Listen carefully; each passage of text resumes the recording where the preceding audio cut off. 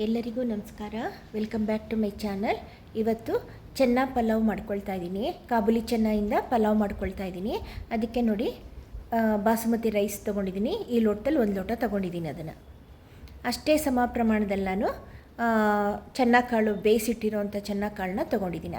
ಅದೇ ಲೋಟದ ಅಳತೆಯಲ್ಲಿ 1 ಲೋಟ ಬೇಯಿಸಿಟ್ಟಿರೋವಂಥ ಚೆನ್ನಕಾಳು ತೊಗೊಂಡಿದ್ದೀನಿ. ಅದು ಉಪ್ಪು ಹಾಕಿ ಬೇಯಿಸಿಟ್ಕೊಂಡಿದ್ದೀನಿ. ಮತ್ತು 2 ಈರುಳ್ಳಿನ ಸಣ್ಣದಾಗಿ ಉದ್ದುದ್ದಕ್ಕೆ ಕಟ್ ಮಾಡಿಟ್ಟಿದ್ದೀನಿ. ಜೀರಿಗೆ, 1 ಚಕ್ಕೆ, 1 ಲವಂಗ, ಗೋಡಂಬಿ, ನಿಂಬೆಹಣ್ಣು ಇಟ್ಕೊಂಡಿದ್ದೀನಿ. ಈ ಕಡೆ ನೋಡಿ ಇದೊಂದು ಪೇಸ್ಟ್ ಮಾಡ್ಕೋಬೇಕು. ಅದಕ್ಕೆ ಹಸಿಮೆಣಸಿನ್ಕಾಯಿ 1 7-8, ಕೊತ್ತಂಬರಿ ಸೊಪ್ಪು, ಪುದೀನ, ಶುಂಠಿ, ಬೆಳ್ಳುಳ್ಳಿ ಮತ್ತು ಜೀರಿಗೆ ಇದಿಷ್ಟು ಹಾಕ್ಬಿಟ್ಟು ಒಂದು ಪೇಸ್ಟ್ ಮಾಡ್ಕೊಳ್ತೀನಿ.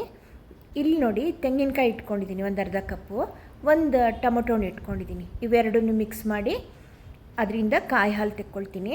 ಈಗ 1 ಲೋಟ ಅಕ್ಕಿ ಹಾಕಿದ್ದೀವಿ, 1 ಲೋಟ ಇದು ಕಡಲೆ ಇದೆ, ಕಾಬೂಲಿ ಕಡಲೆ. ಅದು ಬೆಂದಿದೆ, ಅದ್ರದ್ದೇನು ಲೆಕ್ಕ ಬರಲ್ಲ. ಆದ್ರೂ 2ರಿಂದ 2.5 ಲೋಟದಷ್ಟು ಈ ಕಾಯಿ ಹಾಲು ಮಾಡಿಕೊಂಡು ಅದಕ್ಕೆ ಹಾಕೋಣ. ಮತ್ತು ಪಲಾವ್ ಮಸಾಲ ಇಟ್ಕೊಂಡಿದ್ದೀನಿ. ಬೇರೆ ಇನ್ಯಾವ ಮಸಾಲನೂ ಹಾಕ್ತಿಲ್ಲ, ಬರೀ ಪಲಾವ್ ಮಸಾಲ ಮಾತ್ರ ಹಾಕ್ತಾ ಇರೋದು. ಫಸ್ಟ್ ಈಗ ಎಣ್ಣೆ ಮತ್ತು ತುಪ್ಪ ಹಾಕ್ಬಿಟ್ಟು ಒಗ್ಗರಣೆಗಿಟ್ಟಿದ್ದೆ. ಜೀರಿಗೆ, ಚಕ್ಕೆ, ಲವಂಗ, ಗೋಡಂಬಿ ಎಲ್ಲ ಹಾಕ್ಬಿಟ್ಟು ಅದು ಒಂದು ಸ್ವಲ್ಪ ಬಾಡಿದ ಮೇಲೆ ಈರುಳ್ಳಿ ಹಾಕ್ಕೊಂಡು ಬಾಡಿಸ್ಕೊಳ್ತಾ ಇದ್ದೀನಿ.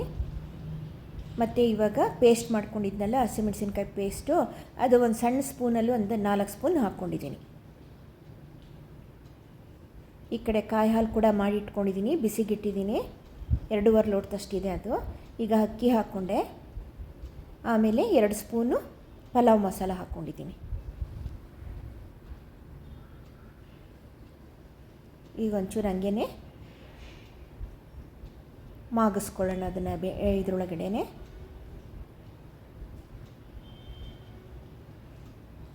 ಕಡಲೆಕಾಳು ಕೂಡ ಹಾಕ್ಕೊಂಡಿದ್ದೀನಿ. ಈಗ ಚೆನ್ನಾಗಿ ಬಾಡಿಸ್ಕೊಳ್ಳೋಣ. 1-2 ನಿಮಿಷ ಎಣ್ಣೆನಲ್ಲಿ ಬಾಡಿಸ್ಕೊಳ್ಳೋಣ.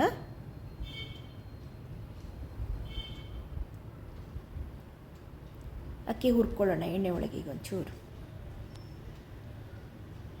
ನೆಕ್ಸ್ಟ್ ಈಗ ಆಗಿದೆ, ಕಾಯಿ ಹಾಲು ಹಾಕ್ಕೊಂಬಿಡೋಣ. ಕಾದಿದೆ ಕಾಯಿ ಹಾಲು ಕೂಡ, 2.5 ಲೋಟದಷ್ಟಿದೆ ನೋಡಿ ಅದು.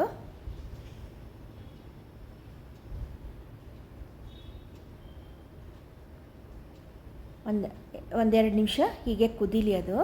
ಆಮೇಲೆ ಲಿಡ್ ಮುಚ್ಚೋದು.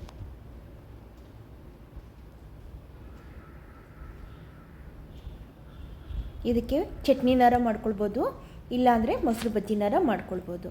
ನೋಡಿ ಈಗ ರುಚಿಗೆ ತಕ್ಕಷ್ಟು ಉಪ್ಪು ಹಾಕ್ಕೊಳ್ಳೋಣ. ಇದಕ್ಕೆ ನಾನು ಯಾವುದು ಸಾಸು ಗೀಸು ಏನೂ ಹಾಕ್ಕೊಳ್ತಿಲ್ಲ, ಅಂದರೆ ಸೋಯಾ ಸಾಸು, ವಿನೆಗರು ಏನೂ ಹಾಕ್ಕೊಳ್ತಿಲ್ಲ. ಸಿಂಪಲಾಗಿ ಒಂದು ಪಲಾವ್ ಮಸಾಲ ಮಾಡಿದೆ.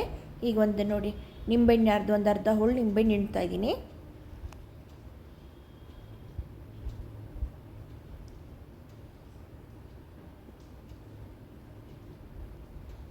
ಈಗ ಒಂದು ಸ್ವಲ್ಪ ಲಿಡ್ ಮುಚ್ಚಿಬಿಟ್ಟು 1-2 ವಿಷಲ್ ಕೂಗಿಸ್ಕೊಳ್ಳೋಣ.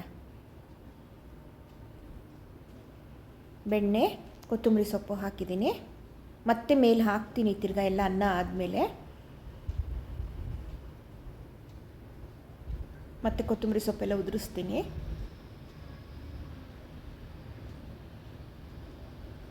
ಆಯ್ತೀಗ ಲಿಡ್ ಮುಚ್ಕೊಳ್ಳೋಣ.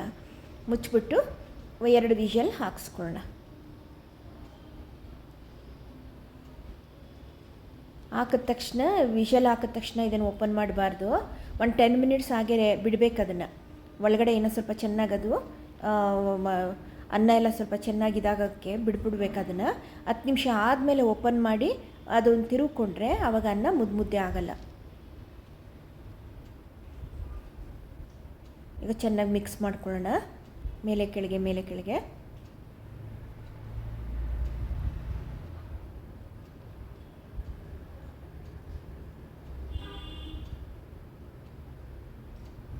ಇದು ಮಾಡ್ಕೊಂಡು ನೋಡಿ, ತುಂಬ ಟೇಸ್ಟಿಯಾಗಿರುತ್ತೆ.